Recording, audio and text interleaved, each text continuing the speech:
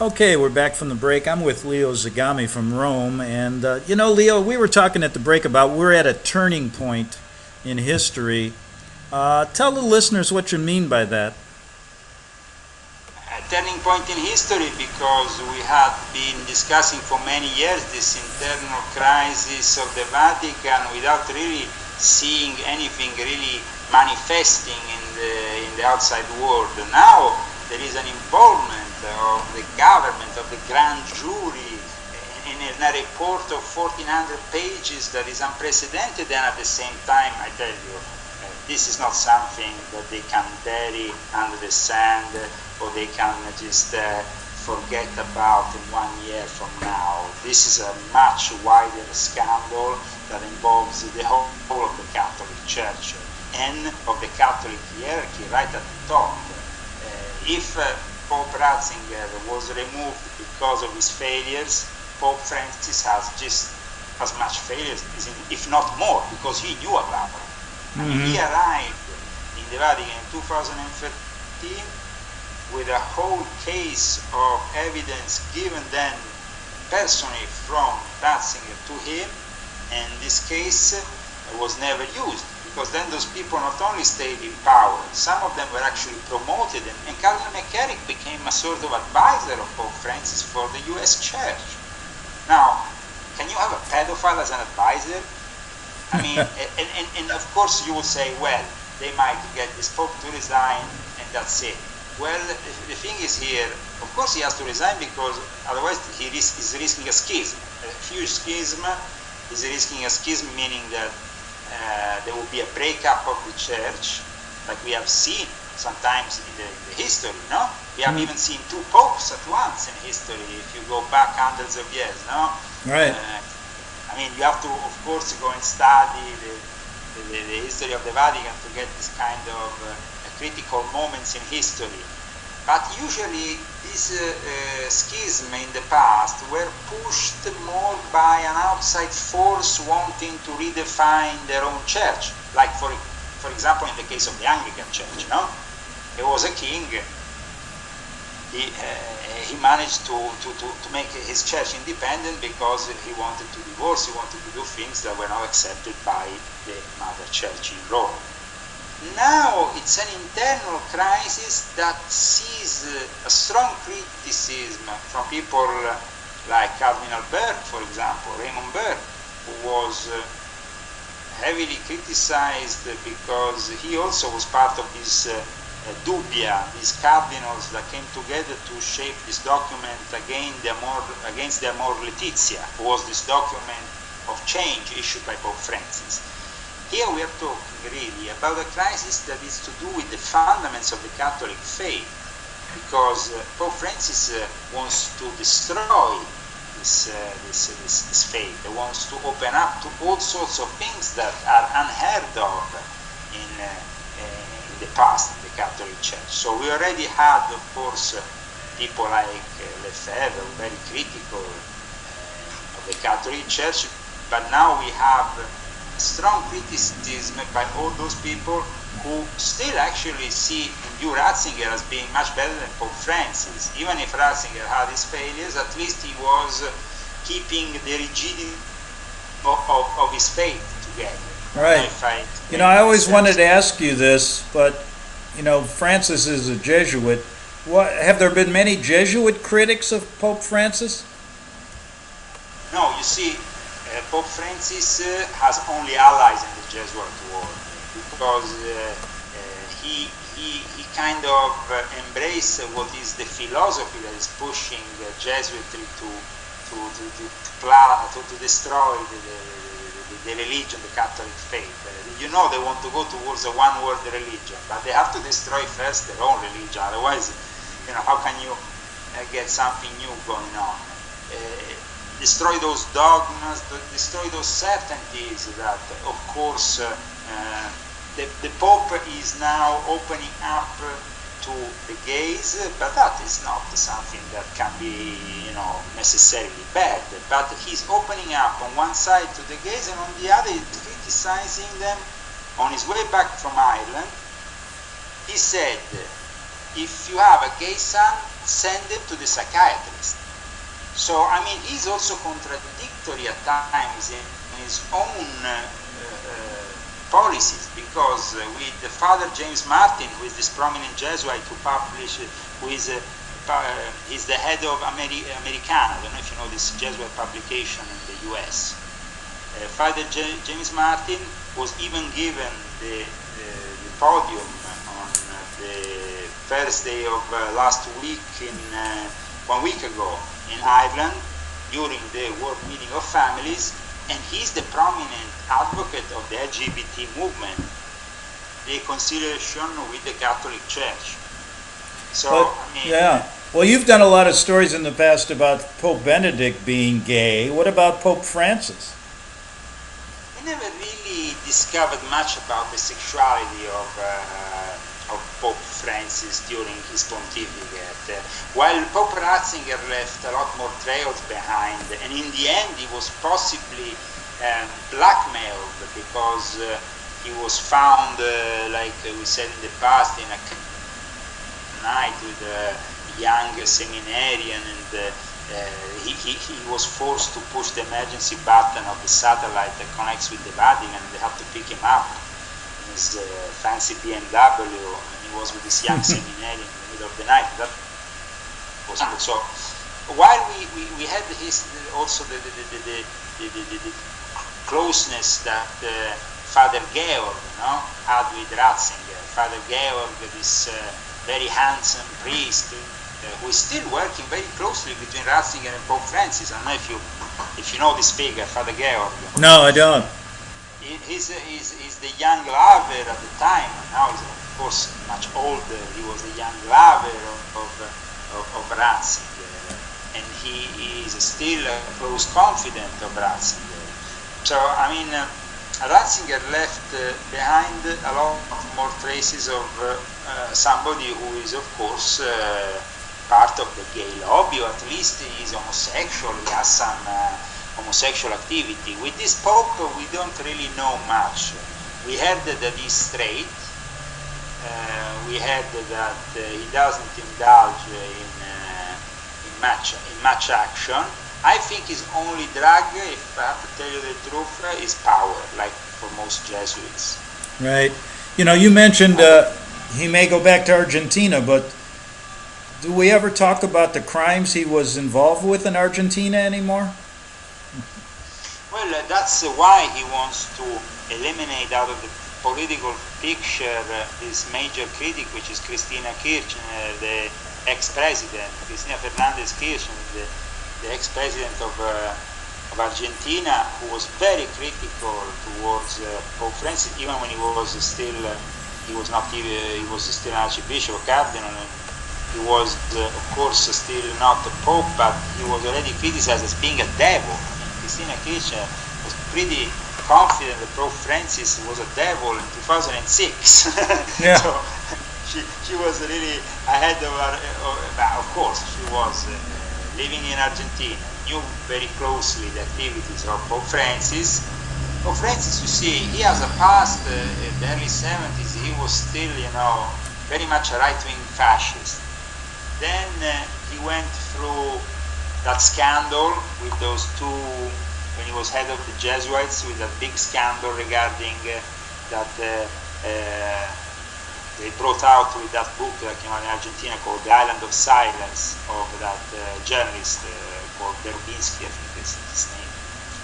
And the scandal regarded these two Jesuits who were basically arrested by the dictatorship of Argentina at the time, and Pope Francis really knew about it. And actually there is documentation in the book about Pope Francis actually signing documents where he perfectly knew that these people will be arrested soon. And they ended up being for 6 months living in the worst conditions, the two Jesuits, because they were 6 months, they were blindfolded for 6 months, imagine.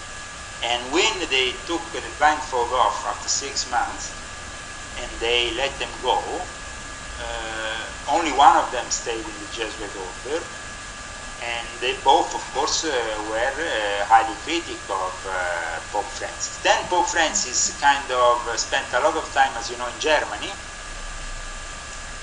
He spent a lot of time abroad, basically, and during this time he became a communist, full-on communist. I mean, you can call it left-wing, you can call it liberal, you can call it whatever you want, but he became the Pope Francis we see today. At that point, he went back to Argentina, and then at that point he was embraced by all the liberal, by all the theology of liberation freaks that he had been criticizing only a few years before. So this is really the history of Pope Francis just a resume of who is Pope Francis. You know, Leo, tell us how the Italian newspapers are treating this now. What are you hearing from all the different sides of the Italian newspapers? Well, as I said, there was this situation of tensions in Italy regarding these migrants on this ship. And this has been one of the prominent things on the newspapers, also regarding the fact that Pope Francis intervened himself through the CEI, which is the Episcopal Conference, as you know, of Italy, and they forced Italy to accept these 100 immigrants. So that is the big thing. Then there is, of course, his resignation. Everybody wants him to resign. Everybody wants him to resign. Of course, everybody wants him to resign. Though we know already that the future Pope is not going to. I mean, the future Pope is going to probably be from Nigeria or from some other country in Africa, because he represents the immigrants who are flooding the whole of Italy, Europe. How has Rome changed with all these immigrants coming in?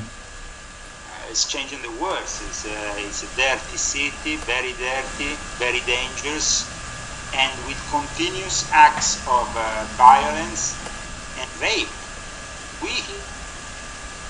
Women being raped by Nigerians, by Ghana, by people from other parts of Africa every single day. Yeah. It's insane. I mean, it's like they're raped, and some of them are also mugged. They are even assassinated, like it happened in the past in Macerata, and some of them are even been eaten, because these Nigerians, especially the Nigerians, they are part of these secret societies that practice cannibalism and voodoo rituals. And they are spreading all over Italy. These Nigerian secret societies are like the Nigerian mafia. They are the Nigerian mafia. They're very dangerous. And the Pope is basically protecting them. And he does it, I tell you how. The heads of these Nigerian mafia organizations have been basically made knights of one of his orders inside the Vatican. Knights, you ever heard of the Knights of San Sylvester Pope? I don't know too much about them. I've heard the name. The Knights of San Sylvester Pope, it's Order of San Sylvester, is a pontifical equestrian order, a bit like, for example, you have, it's close, but similar to maybe, I don't know, the Knights of the Holy Sepulchre or the Knights of Malta, but it's even more exclusive, okay? Because it's of knighthood awarded directly by the Pope. And a lot of Nigerians, a lot of Africans, especially at the head of that are ruling the criminal militia, they have been especially in the last few years. And this I know from internal sources. Hey, I want to switch gears just a little bit and talk about Turkey. We know a lot about what happened at the coup with Erdogan, but also it's fallen on deaf ears here that Erdogan wants Fethullah Gulen returned, and then he will release an American hostage, but the internal politics of America are not allowing Gulen to return. Tell us a little bit about what you know about Fethullah Gulen and who he really is. Fethullah Gulen is an asset of the democratic side of the CIA. For that reason, he will never be returned to Turkey, because he knows state secrets in the US that, especially after the Soviet Union fall, was kind of falling apart, right in the period in which the Soviet Union was falling apart, Fethullah Gulen was considered a very important asset by the US. And his organization gradually infiltrated darkest countries like Turkmenistan and other countries of the ex-Soviet Union. So the US has always had a relation with Gulen's schools, especially because Gulen has this organization made up of a lot of schools that, of course, promote his ideology, but are also regarded as very, very good schools, most of them. And basically, they were used as a cover-up operation, the prophet and all the rest, by the CIA. This is actually was made official even a few years back by the ex-head of the Turkish intelligence. So I think that it's very difficult for them to give them back Gulen, though I will because I think Gulen deserves a bullet in the head. But I mean, I'm probably, Well, you ran into his organization in Norway years ago, and he's basically a radical Islamist, right? Not only that, let's remember this, that Gulen was one of the few Islamists to ever be received by John Paul II in the Vatican. So, I mean, there is a direct connection between the Vatican and Fethullah Gulen. Thomas Michel, we exposed over 10 years ago on our show, after I met him in Oslo, and was working with the Gulen movement, and even made an introduction for one of Gulen's books, where Gulen was openly talking of the New World Order, and where Gulen himself threatened anybody who didn't accept the New World Order with retaliation. I mean, he actually said that in the book, it's written, and the book is introduced by Thomas Michel. I actually have an autographed copy with the dedication. And Thomas Michel's a Jesuit. He was the head of he was, up until only, I think, 5 years ago, he was the head of the interreligious affairs of the Jesuit order. And now, instead, he moved to Turkey. He moved to the city, I think, of Izmir, and he was directly involved with the coup. So, there is a direct connection between Fethullah Gulen and the Jesuits. So Fethullah Gulen will never be sent back to Turkey. Of course, Erdogan is trying to play his cards. He's trying to, find solutions. He's trying to find ways of escaping this crisis by also asking a closer alliance with Russia and with the countries that are opposing at the moment the US. Also in the Middle East now there is a lot of tension. Here in Europe at the moment nobody's talking about it. Greg, maybe we are the first to give this news today. In the US news I didn't see anything about it, but there is the biggest exercise of Russian ships to date in the Mediterranean Sea. And it's not apparently an exercise, but it's a way of laying down the foundations for a future operation that touches Syria, to finally free Syria out of the Al-Qaeda, CIA, Jesuit base. Because we have to also say that Padre De Loyo is still there in Syria, conducting terrorist operations with terrorists, Muslim terrorists. He's never been found. You remember Padre De Loyo, Father De Loyo? Right, yes. Jesuit. Yeah. He's still there. And of course, in Syria there is now something happening because they want to try to really free the whole of Syria by the old Obama-era CIA terrorist organizations. Yeah, and Father Del Olio, he was the direct Jesuit connection to ISIS, right? Yeah, and also Al-Qaeda. And apparently he's still involved with this whole thing. He's not dead. Nobody ever said that Father Loyo was dead. They always said he's dead. And I had a witness who was arrested was for a time in prison by ISIS, who said there was apparently with them a Catholic priest Mm-hmm. who was, and this was a bit unusual, no? To have somebody involved so closely with a terrorist organization, and of course that could only be a Jesuit, because we know how the Jesuits operate. They have always operated very closely to terrorist organizations worldwide. It's like a tradition of the Jesuits, if you think about it, no? Exactly.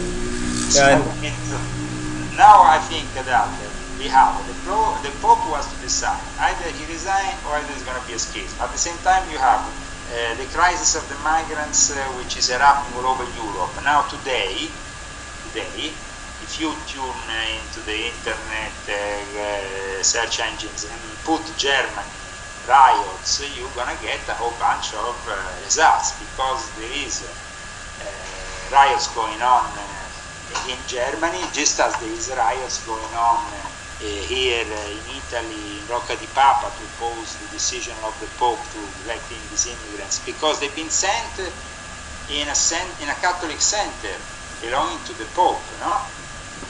And so the Pope said, I'm going to spread them for the whole of Italy.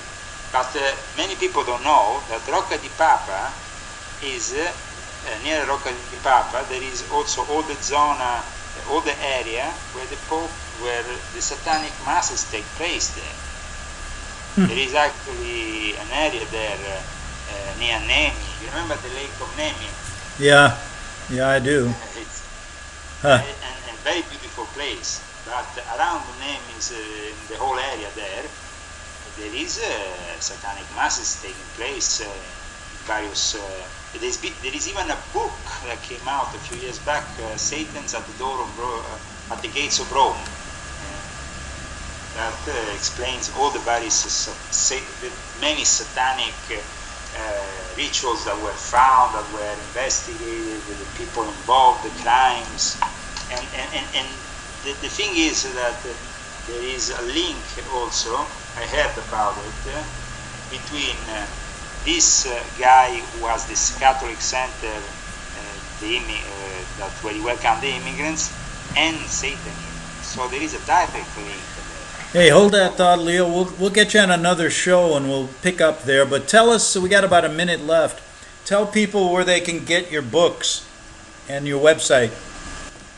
Well, of course, you can get all the information you want on my articles on leozagami.com. You can get my books on Amazon or Barnes & Noble, and the publishing company also that has published 5 of my books in the US. The latest one is coming out actually soon. I want to send you a copy. I want later, after they finish the show, I want you to give me your address so I can send you a copy.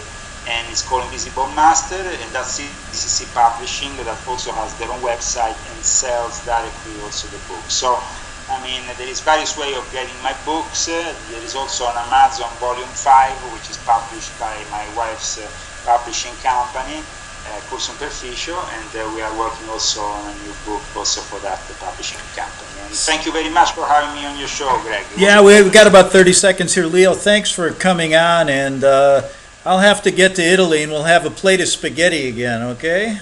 Absolutely. We hope that when you come in Italy, better than the one we're having now, because I mean, Italy now is refusing to pay 20 billion to the EU. There is a lot of conflict. There is even the possibility that this populist government is going to be kicked out before you even arrive here, because all right, Soros. Leo, got to cut you off, got to go. Talk to you again. Thanks for being on the show.